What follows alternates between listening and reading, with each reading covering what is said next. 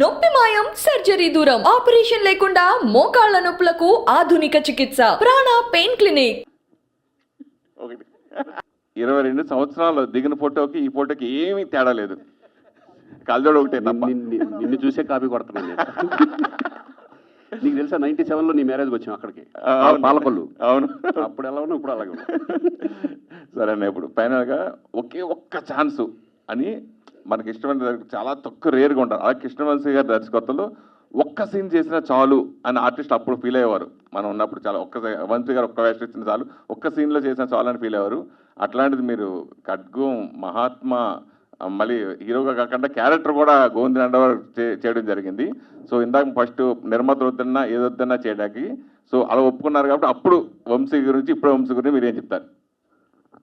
అప్పుడు వంశీకి ఇప్పుడు కొంచెం తేడా హాట్గా అప్పుడు ఎలా ఉన్నాడో డెఫినెట్గా ఇప్పుడు సినిమా చేస్తే అదే వంశీ నాకు కనపడతాడని అనిపిస్తుంది. ఎందుకంటే ఇప్పటికీ ఆయన నేను ఎప్పుడు రెగ్యులర్గా టచ్లో ఉంటాం. నేను అంటా నాకు ఒక మంచి ఇంకో ఖడ్గంలోని సినిమా చేద్దాం వంశీ అంటే ప్రొడ్యూసర్ తీసుకురా అంటారు. అదే కదా లేని మనకి ఇప్పుడు. సో వంశీ అనేది ఎప్పుడు మారలా, బట్ కొంత గ్యాప్ రావచ్చేమో కానీ 100% వంశీ మళ్ళీ మంచి డైరెక్టర్గా ప్రూవ్ చేసుకుంటాడు డెఫినెట్గా. నాకు మార్పు ఏం లేదు, అతను నాకు ఏం మార్పు కనపడాల. అదే ఫ్రెండ్షిప్, అదే ఇది. వంశీ గారు, నేను వెంకట్ రెడ్డి సార్. చెప్పండి. ఖడ్గం సినిమా ఒక సెన్సేషనల్. ఇప్పటికి కూడా మనం ఇండిపెండెన్స్ డే ఇలా చూస్తుంటే ఆ పాటలు వేసేసి మొత్తం ఇప్పటికి కూడా చూస్తుంటాం. అలాంటి శాటిలైట్ ఛానల్స్ న్యూస్లో కూడా మనం బాగా చూస్తుంటాం సార్. అయితే నేను అనేది ఏంటంటే ఇలాంటి సినిమాని పార్ట్ 2 లాగా చేయొచ్చు కదా. ఎందుకంటే హీరో కూడా రెడీగా ఉన్నాడు. నాకు తెలిసి శ్రీకాంత్ గారు అబ్బాయి రోషన్ పర్టికులర్గా అదే కదా మీ క్వశ్చన్. నాకు పార్ట్ 2 మీద నమ్మకం లేదు సార్. పార్ట్ 2 అనేది ఒక బిజినెస్ ప్రపోజిషన్స్ అయింది తప్ప ఎక్స్టెన్షన్ ఆఫ్ ఫిల్మ్ అవ్వట్లేదు. ప్లస్ నా సినిమాలు అన్నీ కూడా అక్కడతో ఎండ్ అయిపోతుంది, వన్ అండ్ ఓన్లీ అని. దానికి ఎక్స్టెండ్ చేసి అదే దాంట్లో డ్వెల్లింగ్ అనేది నాకు ఆ స్కిల్ రాలా, ఆ క్రాఫ్ట్ తెలియదు నాకు. సినిమా అంటే ఒకటే సినిమా సార్. పార్ట్ 2 కాకపోయినా అలాంటి సబ్జెక్టు మరి అది అలాంటిది వస్తుంది, నెక్స్ట్ ఇయర్ వస్తుంది. ఎవరితో వస్తుంది? అంతకంటే పెద్ద వస్తుంది. అక్కడే మీరు మళ్ళీ పొరపడబడి ఎవరితో ఖడ్గం ఎవరితో అనుకుని చేసామా, ఎవరో సబ్జెక్ట్ కరెక్ట్ అవుతారో. నాకు సబ్జెక్టే హీరో అండి, హీరోని బట్టి సబ్జెక్ట్ కాదు. నాకు అది రాదు, అదొక ఆర్ట్. అలాంటి ఆర్ట్ నాకు రాదు. సినిమాని బట్టి యాక్టర్స్. Nice name. చెప్పండి. Thank you sir. Sir actually మీ సినిమాలు మేము చిన్నగా ఉన్నప్పుడు అంటే అది చెప్తే మళ్ళీ మాకు ఏజ్ అయిపోయింది అన్నట్టు మాట్లాడుతున్నారు కాబట్టి అలా ఎంజాయ్ చేసాం చూస్తూ. నాకు మీ సినిమాల్లో బాగా నచ్చేది ఏంటంటే ఖచ్చితంగా హీరోయిన్కి ఒక స్పెషల్ సాంగ్, హీరోయిన్ని చూపించే విధానం అన్నది కూడా చాలా అద్భుతంగా ఉంటుంది. మాకు లిటరల్లీ మేమందరం బాగా ఎంజాయ్ చేస్తాం. ఇప్పుడు ఇక్కడ ఉన్న చాలామంది యంగ్ ఫిలిం జర్నలిస్టులు ఉన్న వాళ్ళందరూ, మా అన్న కూడా అంట, సురేష్ అన్న కూడా అంట. సో సార్ అంటే మీ మార్క్ ఆఫ్ ఫిలిమ్స్లో ఖచ్చితంగా ఆ టైప్ ఆఫ్ ఒక పాట ఉంటుంది. అంటే మీరు కావాలని ఇట్లా చెయ్యాలి అని చెప్పి అలా క్రియేట్ చేస్తారా, లేదంటే కథకి అది అవసరం అన్నట్టు పెట్టడం జరిగిందా? 50-50. నాకు అందరికి కూడా ఒక అమ్మాయి అనేది ఒక most beautiful creation of a God. So ఆటోమేటిక్గా దాన్ని రిప్రజెంట్ చేయడం కోసం సినిమాలో జరుగుతుంది. ఆ రోజు మీరు అలా అనుకుని చేశారు కాబట్టి ఇప్పుడు రిలీజెస్ అప్పుడు ప్రతి ఒక్కరు బీభత్సంగా ఎంజాయ్ చేస్తున్నారు థియేటర్స్ లో. ఆల్మోస్ట్ ఆ గెటప్స్ వేసుకెళ్ళి మరి. బట్ అందులో ఫస్ట్ ఆ అమ్మాయిలు ఏంజల్స్ లాగా చాలా బ్యూటిఫుల్గా ఉంటారు. ప్లస్ శాస్త్రి గారు లాంటి ఒక అద్భుతమైన పాటల రచయిత, Devi Sri Prasad, Mani Sharma, music directors Sandeep Chowta, Shashi Preetham, plus cameramen, locations, so many things involves. Final గా వీటన్నిటికన్నా మీ విజన్ అయితే బాగుందని ఒప్పుకుంటాను. స్క్రీన్ మీద అమ్మాయి actor, weather male actor female actor, వాళ్ళకి కనపడతారు కాబట్టి మేజర్ షేర్ వాళ్ళకి వెళ్తుంది. అండ్ ఇంతమంది కష్టం ఉంటుంది.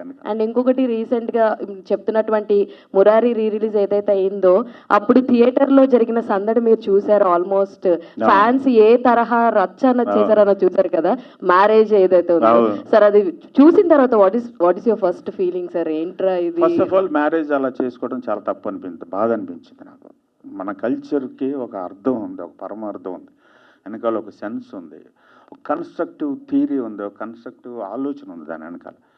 అది అంటే వాళ్ళకి తెలియక కొంత, ప్లస్ ఒక ఫ్యాన్సీ ఇమీడియట్ దీనికి పబ్లిసిటీ కొంత, కెమెరాలు సోషల్ మీడియాలో వచ్చిన తర్వాత దానివల్ల ఎక్కువ రియాక్ట్ అయ్యారు.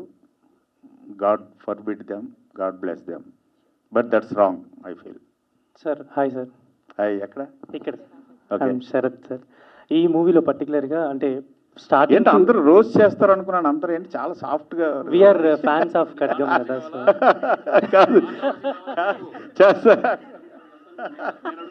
రండి సార్, శ్రీకాంత్ గారు రండి, మీరు రండి. చెప్పండి అమ్మా. యా, అంటే స్టార్టింగ్ టు ఎండ్ వరకు కూడా ట్రై కలర్స్ ని చాలా చోట్ల మీరు మ్యాచ్ చేయడానికి అంటే మూడు Full కలర్స్ throat ఉంటుంది. అది అంటే Throat. ఏమైనా ఐడియా పెట్టుకొని చేశారు అంటే చాలా పర్టికులర్ గా ఫ్లాగ్ ని రిప్రజెంట్ చేద్దాం. ఖడ్గం అనేది మన భారతీయ జెండా అనేది ఒక ఖడ్గం అని, అది ఒక క్లాత్ కాదు, ఒక ఖడ్గం అని.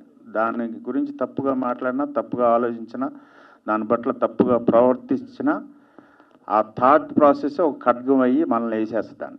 ఆ ఉద్దేశంతో ఖడ్గం అని పెట్టింది టైటిల్. కృష్ణవంశీ గారు ఆ, సార్, ఖడ్గం ఫస్ట్ ఒక్క నిమిషం, వెనకాల నుంచి అక్కడ వస్తాను. సారీ సార్, చెప్పండి.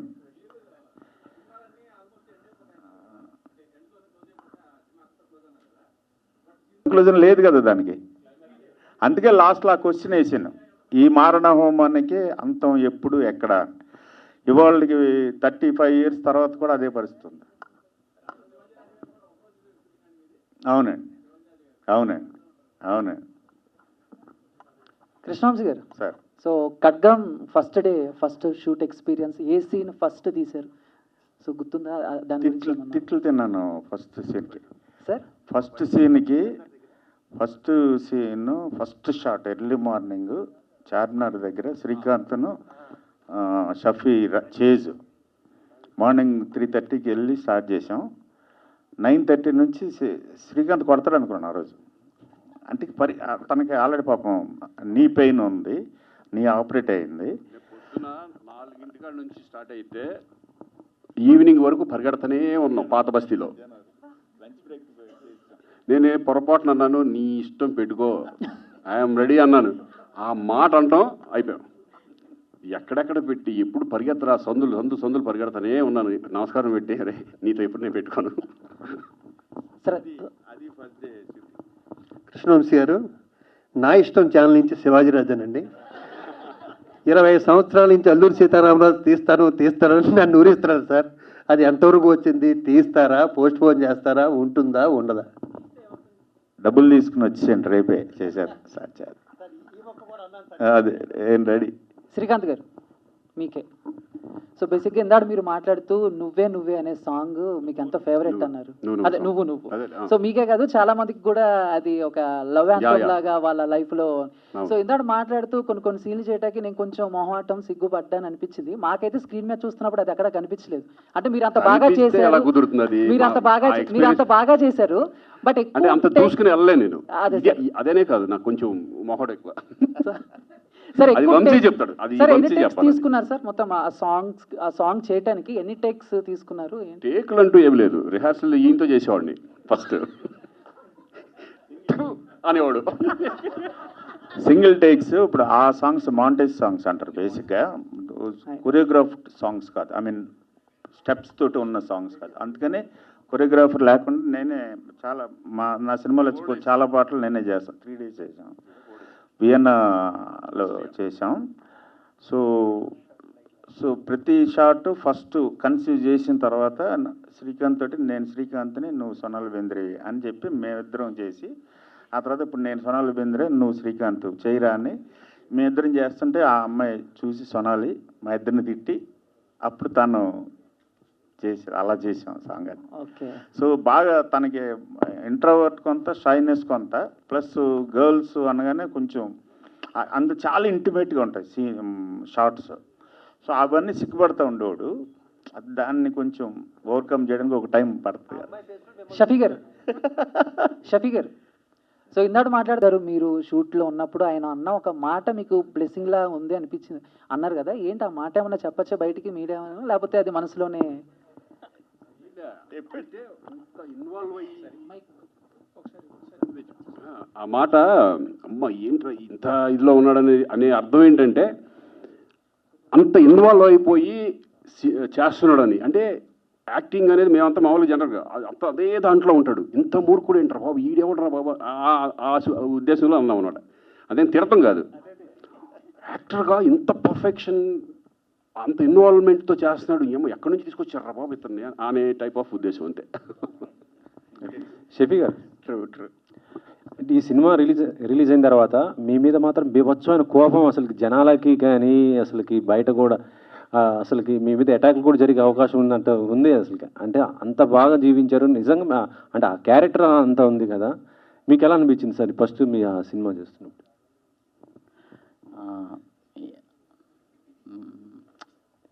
యాక్టర్గా నేనేం పని చేసినా అవును, అలా కూడా 2-3 సందర్భాల్లో చాలామందికి కోపం వచ్చింది.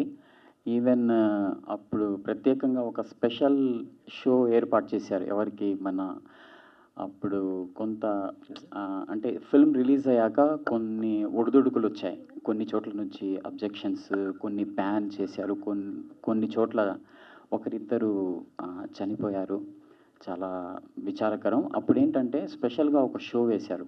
అప్పుడు హోమ్ మినిస్టర్ దేవేందర్ గౌడ్గా ఆయన ఇతను నిజంగానే పాకిస్తాన్ నుంచి తీసుకొచ్చారా అన్నమాట.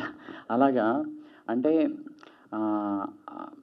ప్రత్యేకంగా చెప్పాలంటే నేను ఏ పాత్ర చేసినా అందులో పెద్ద పీట దర్శకుడికే ఇస్తాను, నేను కృష్ణవంశీ గారికే ఇస్తాను నేనేం చేసినా. ఎందుకంటే అక్కడ మా ఇద్దరి మధ్యన ఒక రకమైనటువంటి అండర్స్టాండింగ్ ఎలాంటిదంటే అది, ఫర్ ఎగ్జాంపుల్ ఆయన ఏం కోరుకుంటున్నాడో నేను ఊహించగలను.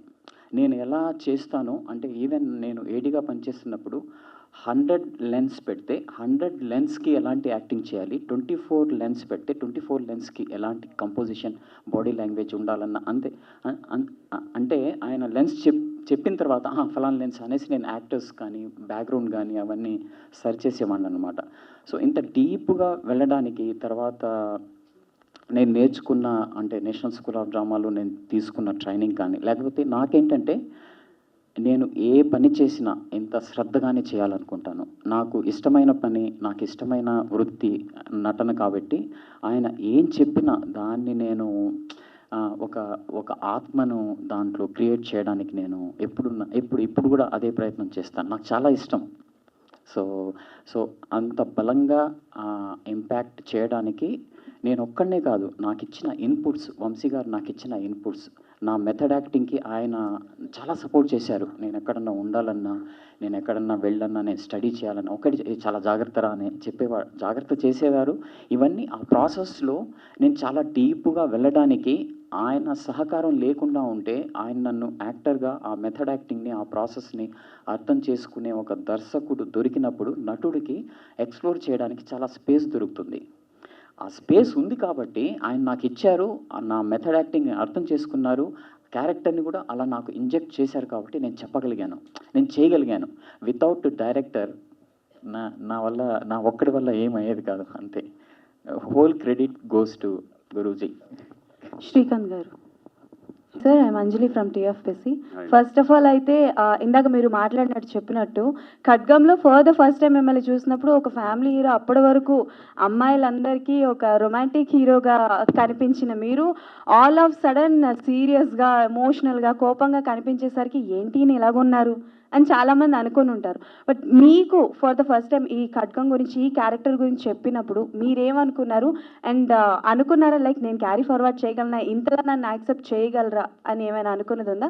And also I have another question కూడా, ఇది ఆన్సర్ చెప్తే ఇంకో క్వశ్చన్ అడుగుతాను. ఓకే. ఫస్ట్ అనుకున్నప్పుడు నేను వంశీ దగ్గర నుంచి నాకు ఆఫర్ రాగానే ఒకటే అనుకున్నాను, అది ఎటువంటి క్యారెక్టర్ అయినా నేను చేసేద్దాన్ని డిసైడ్ అయిపోయా. నేను సబ్జెక్ట్ కూడా ఏం లేదు ఫస్ట్లో. అరే వంశీ ఇట్లా మా వంశీ వచ్చి నాకు ఇటువంటి క్యారెక్టర్ ఉంది, నీకు మంచి క్యారెక్టర్ అంటే నువ్వు నాకు సబ్జెక్ట్ చెప్పదు నేను చేసేస్తున్నాను అన్నాను ఒకటే మాట. తర్వాత చెప్పాను అనుకోండి ఇట్లా ఉంటుంది క్యారెక్టరైజేషన్ చెప్పుకుని ఉంటారు. బట్ నాకు భయం వేయాలి, ఎందుకంటే నాకు ఒక కాన్ఫిడెంట్ అంటే నేను చేయగలను కాన్ఫిడెంట్. ఎందుకంటే నేను విలన్గా చేశాను బిగినింగ్ సినిమాల్లో నేను విలన్గా చేయడం, నాకు ఎమోషన్ అంటే చాలా ఇష్టం, బాగా ఎమోషన్ క్యారెక్టర్స్ అంటే బాగా ఇష్టం.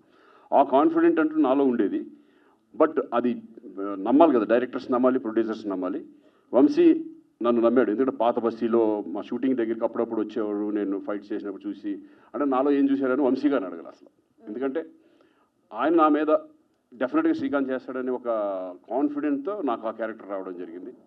నా లైఫ్లో గుర్తుండిపోయే character. Okay, so Khadga movie release అయిన తర్వాత ప్రకాష్ రాజ్ గారి క్యారెక్టర్, మీ క్యారెక్టర్ అండ్ అలాగే రవితేజ గారి character 3 pillars of the movie అనొచ్చు. బట్ మీకు అపార్ట్ ఫ్రమ్ యోర్ క్యారెక్టర్ వాళ్ళిద్దరిలో ఏ క్యారెక్టర్ వచ్చుంటే బాగుండేది ఆర్ నేను చేస్తే ఇంకా బాగుండేది అని అనిపించింది? నా క్యారెక్టర్ నాదే, రవితేజ క్యారెక్టర్ రవితేజనే, వాడే చేయాలి ఆ క్యారెక్టర్. ప్రకాష్ రాజే చేయాలి యాక్చువల్గా, ఎందుకంటే వాళ్ళకు ఉంటుందిగా విజన్ ఎలా ఎవరికైతే బాగుంటుంది. బట్ నేను ఆ క్యారెక్టర్ నేను ఊహించుకోలేను, ఎందుకంటే నా క్యారెక్టరే నాకు బాగా నచ్చిన క్యారెక్టర్ నాకైతే. రవితేజ క్యారెక్టర్, అలాగే Prakash Raj, ముగ్గురిది equal character. Okay done, thank you అండి, thank you so much. Very much.